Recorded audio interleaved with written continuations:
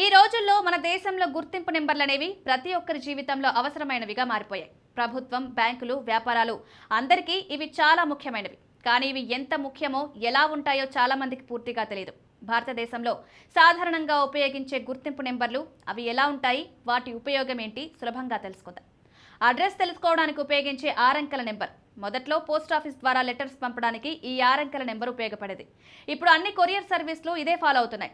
ఉదాహరణకి 560001 అనే నంబర్ బెంగళూరులోని ఒక ప్రాంతానికి చెందింది. మొదటి అంకె జోన్ను, రెండోది సబ్ జోన్ను, మూడవది సార్టింగ్ జిల్లాను, చివరి 3 అంకెలు ప్రత్యేకమైన పోస్ట్ ఆఫీస్ అడ్రస్ను చూపిస్తాయి. ఆధార్ నెంబర్ 12 అంకెల నెంబర్. ఇది UIDAI అనే కేంద్ర ప్రభుత్వం సంస్థ ఇస్తుంది. ఇది బ్యాంక్ KYC, ప్రభుత్వ సబ్సిడీలు, సిమ్ కార్డ్ యాక్టివేషన్ లాంటి అనేక చోట్ల గుర్తింపుగా పనిచేస్తుంది. ఉదాహరణకు ఆధార్ నెంబర్ 123456789012 ఇలా ఉంటుంది. పాన్ నెంబర్ 10 అక్షరాలు కలిగిన ఆల్ఫా న్యూమరిక్ కోడ్. ఇది ఆదాయపు పన్ను శాఖ ఇస్తుంది. ఆదాయం చూపించడానికి, బ్యాంక్ అకౌంట్ ఓపెన్ చేయడానికి, పెద్ద మొత్తంలో లావాదేవీలు చేయడానికి ఇది అవసరం. 4వ అక్షరం పాన్ దారుడి కేటగిరీని చూపిస్తుంది. ఉదాహరణకి P అంటే వ్యక్తి, C అంటే కంపెనీ. 5వ అక్షరం పాన్ కార్డ్ హోల్డర్ పేరులోని మొదటి అక్షరం ఉంటుంది. ఇండియన్ మొబైల్ నెంబర్లు 10 అంకెలుంటాయి. ఇవి సాధారణంగా 9, 8, 7 లేక 6తో ప్రారంభమవుతాయి. 10 అంకెలతో 10 బిలియన్ల కాంబినేషన్స్ సాధ్యం. బిలియన్ అంటే 100 కోట్లు. అంటే 1000 కోట్ల నెంబర్లను జనరేట్ చేయవచ్చు. పాస్పోర్ట్ నంబర్ 8 అక్షరాల alpha numeric code.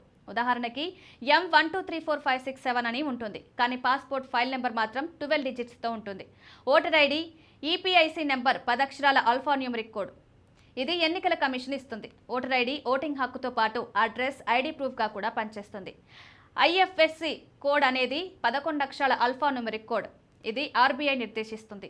Online ట్రాన్స్ఫర్స్కి, NEFT, RTGS, IMCPS లాంటి సేవలకు ఇది ఉపయోగపడుతుంది. బ్యాంక్ అకౌంట్ నెంబర్ 9 నుంచి 18 అంకెల మధ్య ఉంటుంది. ఇది బ్యాంకు విధానాన్ని బట్టి మారుతుంది. బ్యాంకులు ఒక్కో రీతిలో నంబర్లను కేటాయిస్తాయి. డ్రైవింగ్ లైసెన్స్ నెంబర్ రాష్ట్రానుసారం మారుతుంది. సాధారణంగా ఇది 13 నుంచి 16 అక్షరాలు ఉంటుంది. ఇందులో మొదటి 2 అక్షరాలు రాష్ట్రం, తర్వాత నంబర్లు ఏ ఏడాదిలో జారీ చేశారో చూపిస్తాయి. GST చట్టం ప్రకారం వ్యాపారాలు GSTIN అనే 15 అక్షరాల ఆల్ఫా న్యూమరిక్ నెంబర్ను పొందుతాయి.